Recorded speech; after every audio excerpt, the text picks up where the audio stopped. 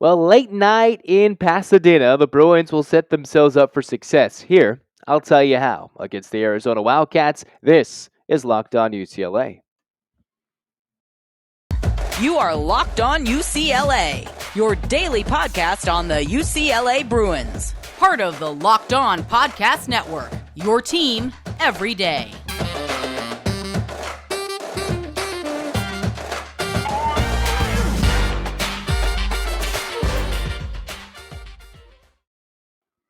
Hey everybody, it's your favorite host. It's Zach Anderson-Yoxsimer. Thanks for tuning in to Locked On UCLA.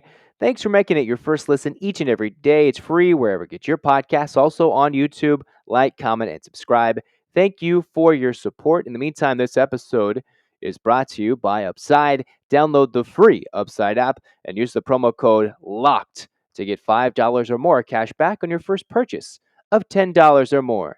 In the meantime, I can show you what to purchase, what the Bruins are going to do to win this game against Arizona. While despite UCLA being big favorites going into this one, more on that line a little bit later, UCLA needs to do certain things and what they should look out for against Arizona, considering they still do some things well on one side of the football, hence have some individual standouts defensively. Other than that, UCLA should romp on the Wildcats, right? Well, let's get diving into the details a little bit deeper here on this one today. First, looking at Arizona's offense. We've already discussed it. It's Jayden de Laura, the former Washington State quarterback, the reigning Pac-12 freshman offensive player of the year. Basically, words saying he was the freshman of the year on the offensive side of the football. Dominant helped them win the Apple Cup, one of the longest streaks that they had losing against Washington, helped the Cougars beat Washington. So, de Laura, who is 8th in the country at passing yards, he has 22 touchdown passes, one of the better marks in the country. 8 interceptions, though, which is one of the worst marks in the country. One of the worst. Top 20, it's not exactly a category you want to be in. A long laundry list of quarterbacks who have thrown 8 interceptions this season. He's trying to account for a team that's one of the worst defenses in the country, worst at defending the run, giving up points, whatever it may be. He's got to sling the football all around the yard here in his first year at Arizona. But for an Arizona team that comes in with only three wins, only one Pac-12 win, that one win being Colorado, he's been having to do a lot of the work. And here are his 3 receiver threats that the Bruins need to look out for, because they do the Wildcats, have 3 crucial receiver threats that UCLA needs to look out for. And oh my, they've got some good talent. They have Tatarion McMillan, who's got 35 receptions, 610 yards, 7 touchdowns, tied for the team lead in touchdowns, just about, say, 60 to 70 yards per game. Then you have Dorian Singer, 49 receptions, 755 yards, 5 touchdowns. So that's a guy who a little bit more receptions, a bit more yardage per game with that number, but not as many touchdowns as McMillan. And then de Laura's favorite target, Jacob Cowing, 65 receptions, 846 yards, and 7 touchdowns. Close to 100 yards receiving per game, with the co-lead on his team in receiving touchdowns. So for Cowing, he is that number 1 target, but you can't forget McMillan and Singer as 2 deep threats, 2 good targets for de Laura down the field. So UCLA will have their hands full in the secondary covering these 3 guys, because de Laura likes to throw the majority of his passes to these guys throughout this season. A guy who has thrown for 22 touchdowns. These 3 who I just mentioned, if we can do quick, simple math, that's 19 touchdowns of his 22 passing touchdowns have gone to these 3 guys. If UCLA, for the most part, can shut down two of the 3, barring one of these guys going, I forget the Tennessee receiver's name, going whatever he did against Alabama, 5 touchdowns, bazillion yards. Say Cowing, we'll just kind of single him out since he's got the best numbers here. Barring him going for 300 yards receiving and 4 touchdowns, UCLA, if they can really hone in on 2 of these 3 guys, especially Cowing, and really kind of stop that real first option for Arizona in the receiving game, then the Bruins could have some success on the defensive side of the football. Because Arizona does like to put up points. They tend to. It's just usually way less than what they give up, which is a hard topic for Delora, who just has to throw it all around to deal with. This is maybe a feast or famine matchup for the Bruins secondary if they don't do too much. This year, UCLA has 9 interceptions. Of course, two guys leading at the top there. You have Darius Muasau, you have Jalen Davies, John Vons. Those are guys who have 6 of the Bruins' interceptions. So maybe one of those guys can maybe get a big interception if Delora leaves one over the middle of the field, long, short, wobbly pass, however it may be. It's UCLA that would love to force turnovers. And first things first, you get the lead early. If the Bruins do that, you force the Delora to do the same thing he's had to do all season long, which is sling it around from behind, and it's led to turnovers. 8 interceptions. Again, that number, 8 interceptions for a Bruins defense that's had 9 interceptions overall this year. When it comes to fumble recoveries, the Bruins have had 5 overall. The Bruins, one of the better teams in the country in terms of plus minus turnover differential, whatever number you want to call it, turnover margin, however you want to say it. The Bruins a bit better at forcing turnovers this year and hanging on to it and generally cashing in. So if they can really hone in on those 3 receiving threats between McMillan, Cowing, and Singer, the Bruins will certainly have a grand time having some fun in a really favorable Arizona matchup overall, but it's the defense that's really got to stick up. The last few weeks, the Bruins had been doing good things for a large portion of that Arizona State game when UCLA jumped out early with that big lead. The Bruins, I believe, what was it, 42-18, if I've got that correct, when they jumped out to that lead, they were doing good things defensively. But now, at the end of that Arizona State game, another lull in the second half, dominated a lackluster Stanford defense. The Bruins have been on a roll since that Oregon game, for the most part, except for that end of third, mostly fourth quarter against the Sun Devils. You don't want that to really leak in to the beginning of this Arizona game and give them any belief that they can run this game. If they're still in this game, say halftime, the later third quarter, as always the mentality of players on the field and even fans, you know it. If you really let a team stick in a game, then it's different. And just like UCLA almost did against Arizona State, which was let them in and keep them in hanging around late, you don't want to give a team that type of belief with the ability of Jaden Delora, who has already proven, yes, he's got those 8 interceptions this year, but he's been a consistent threat in the Pac-12. Now, for the guy who's from Hawaii, who transferred from Washington State, he has showcased the ability to lead his team down the field and score touchdowns with 3 separate lethal receiving threats.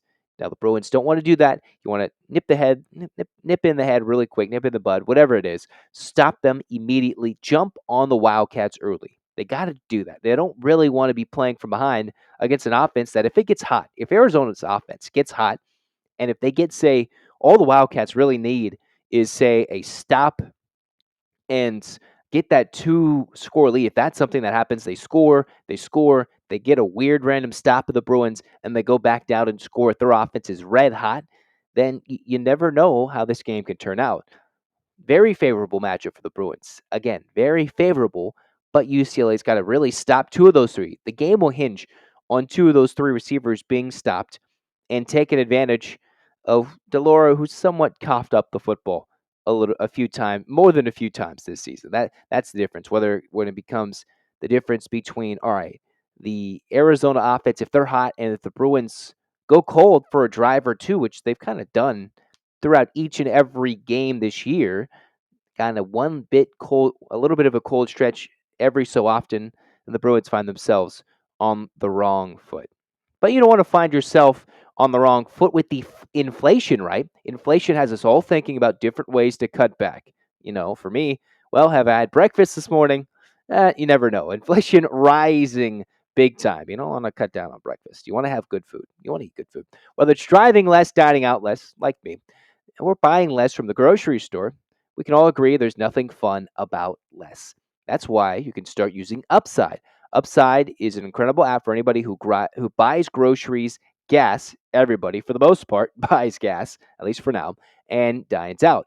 With Upside, you don't have to cut back, and that's why you can get cash back on every single purchase. To get started, download the free Upside app, use the promo code LOCKED to get $5 or more cash back on your first purchase of $10 or more.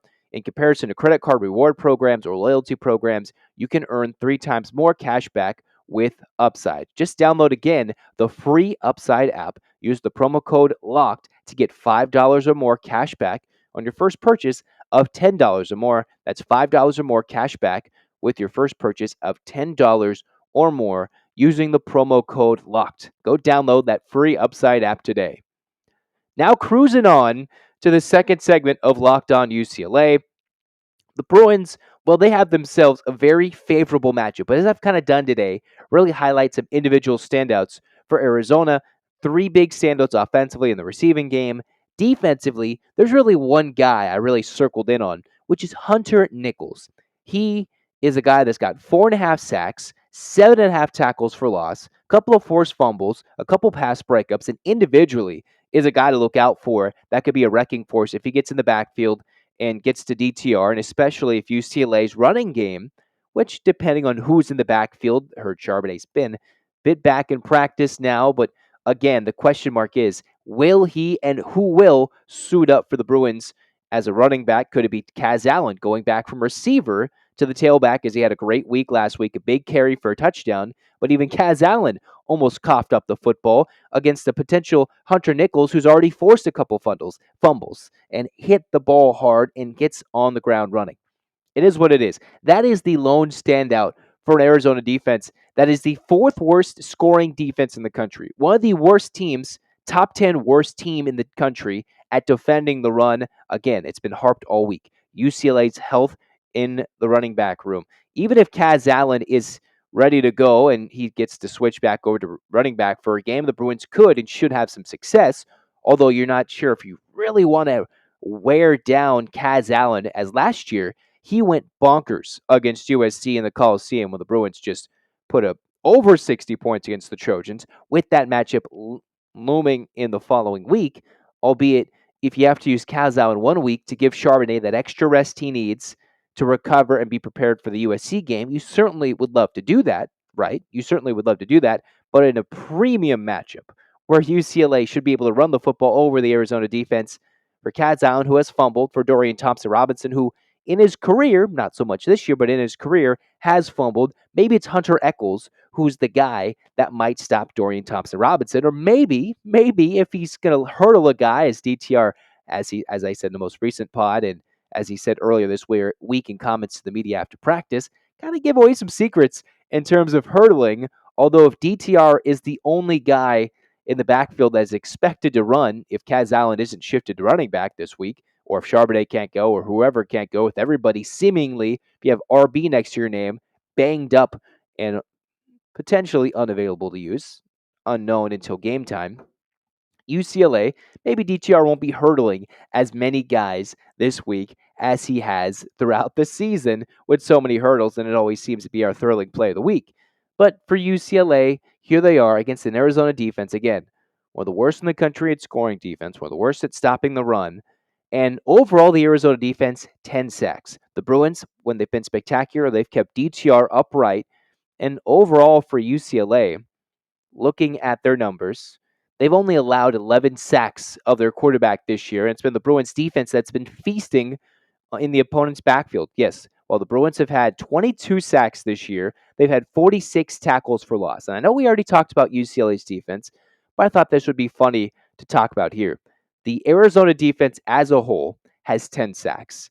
Grayson Murphy and Leatu Latu for UCLA each, if you've been pouring to the numbers or if you haven't been looking deeper into the UCLA individual stats defensively, Leatu Latu and Grayson Murphy each have 8 sacks apiece, individually combining for 16, which is more than Arizona's team total of 10 sacks. Bruins overall, only 22 sacks. Arizona as a team, 10 sacks. They've only allowed 17, so not a crazy high total of allowing sacks with Jaden DeLora, but it's been the Bruins who probably may not face too much pressure from this Arizona defense. Arizona's gotten 31 tackles for loss, yes, but it is a lackluster rush to the QB, pass rush, whatever it is. The inability to stop the run, well, you're not going to get too many sacks when teams are running the football and you don't have a good run defense. You're just never going to see the team throw the football. So the question will be not if they can get if UCLA faces a pass rush, although it could be individually thrown in there by Hunter Echols, as I've already said. The big thing is, can UCLA avoid the turnover bug? Last week, first play of the game, pick by DTR. The UCLA ended up coughing up the football later as well in a fumble. So 2 turnovers in a rare game where UCLA, despite turning it over 2 times or more, not finding a way to lose that game, especially against a pretty lackluster opponent despite Arizona State bringing all that they could against the Bruins at home in Tempe in the previous week. UCLA, number 12, 9 or 8 or whatever ranking you want to use, UCLA, the big thing for their offense this week, beyond just looking at who's starting at running back, which may not make a difference fully for this week, considering the numbers looking at Arizona's terrible run defense, but it may make a difference as to who is healthy and ready to go for the USC game on November 19th. The big thing for the Bruins this week against Arizona is simply turnovers. If you get stopped, it may be because of maybe a tipped up ball turns into an interception. If it's that first pass Arizona gets to, just like DTR threw last week, DTR has been really good this season at keeping the ball in his hands and not turning it over, kind of morphing himself into a truly dynamic quarterback, which he always was and had the potential to be, but his full, complete self has come here in his 5th year, his super senior season, his COVID season here at UCLA, as he's getting primed to break record after record, whether it be career games started, passing touchdowns, which he's already done, or passing yards. He's got so many records he's closing in on now that if UCLA can avoid the turnover bug, yes, turnover bug, then UCLA should be very well good to go. Big thing is, of course, turnovers. It's a simple, dumb category to look at, but Delora has been, as throughout this year, 8 picks thrown. DTR, if he's coming off a game with a turnover or 2, if you can avoid getting behind this Arizona offense in terms of points, then for the most part, UCLA should not have much trouble handling the Wildcats. Question mark in running back. And again, we may not have that answered until we see who suits up at 7:30, 7:45 most likely, or 7:50 Saturday night against the Arizona Wildcats. As we joke, hey, oh, a night game. So many night games in a row. After the joke was, hey, breakfast with the Bruins? How about dinner with Chip Kelly? That's how it is as we await the start time for UCLA-SC. All the Bruins have to do, take care of business. Then they'll be 9-1 with 2 remaining matchups in the regular season and a chance to dance in the Pac-12 title game. Again, defense, get to the quarterback, to force the turnover. For UCLA, just avoid going cold or falling asleep as they've done at times, whether it be with the big lead or this time in the beginning of the game, because you really want to force Arizona to play from behind, as they've done all season long, and they haven't done a good job of it. It is what it is. UCLA should find themselves. And as I teased, what about, hey, DTR, he's got so many records to break. Time for the, bringing back Throwback Thursday. When was the last time, we talked about Throwback Thursday? Well, UCLA and Arizona with records broken, they have something in common. But not before we tell you, UCLA, big 3-touchdown favorites for the 3rd consecutive week as we bring you this episode, as many, BetOnline, your number one source for sports betting information. Stats, news, analysis, they've got it all for every professional or amateur league out there. Football, basketball, those are all starting. Soccer, World Cup's coming up. Esports, they've got it all with BetOnline. They've got sports podcasts dedicated to betting. You can find those on BetOnline's website as well. They're the fastest and easiest way to get your betting fix. Head to the website or use your mobile device to learn more. BetOnline, where the game starts. Again, the Bruins starting for the 3rd consecutive game as 3-score favorites. Don't fall to the dogs. Hammer UCLA, as we hope to have them cover against the likes of Arizona. BetOnline, once again, where the game starts. As we start our final segment for today's Locked On UCLA episode, we're bringing back Throwback Thursday, which we've kind of brought it in, weaved it in and out, depending on what show, what topics we have. And I thought, why not bring back the likes of Throwback Thursday, considering it's been a decade, although we missed the exact 10-year anniversary mark. It's been a decade since Jonathan Franklin, hey, remember that name, became the all-time leading rusher in UCLA history. And depending on guys and players who went on to have even bigger and better NFL careers. Of course, Franklin dealt with injuries afterwards. He was the best UCLA career rushing yards leader after he came through and was spectacular for the Bruins in that game against Arizona. When was it? Let's go back, set the stage. November 3rd, 2012. And, just a little off on the exact 10-year anniversary, but of course, let's mix it when they're playing Arizona. November 3rd, 2012, UCLA, who already had 2 losses to that point of the season, needed to get on a run in order to make to the Pac-12 title game, just the second ever when the conference went from Pac-10 to Pac-12.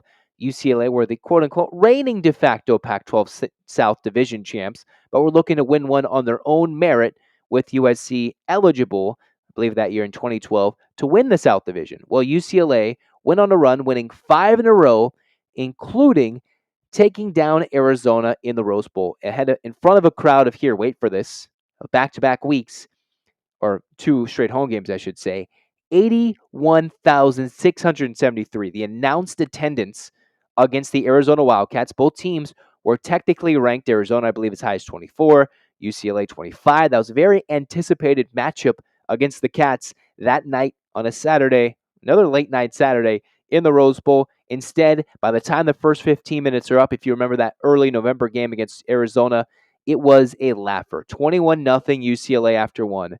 42-3 at halftime as UCLA jumped all over the Wildcats. Heck, that was a one time where I remember going with my dad, and he's like, "Nah, we're leaving. It's halftime. We're leaving." And I was like, "No, I hate leaving games early." Even though I got dragged out of the stadium because it was such a bad beatdown, UCLA ended up winning 66-10, ending a 5-game losing streak to the Arizona Wildcats. If you remember in 2011, Arizona with their interim head coach, with their coach who just got fired, I believe, on a short week, Arizona just mauled the Bruins 48-12 in an embarrassing, I believe, nationally televised game in 2011, the year prior, before UCLA righted the ship and eventually made the Pac-12 title game, falling to Oregon.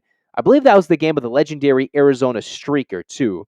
And there was a big fight, everything going in. So UCLA, from all the anger of the year before, got things right and ready. Rick Neuheisel, who was well on the way out, Jim Mora Jr., who came in, got the Bruins excited, dominated Jonathan Franklin, who broke the record on a 37-yard touchdown carry on the Bruins' opening drive to pass Gaston Green. And UCLA found themselves well up in front early. And it was Franklin, who I believe had 162 yards, 2 touchdowns, had a reception or so.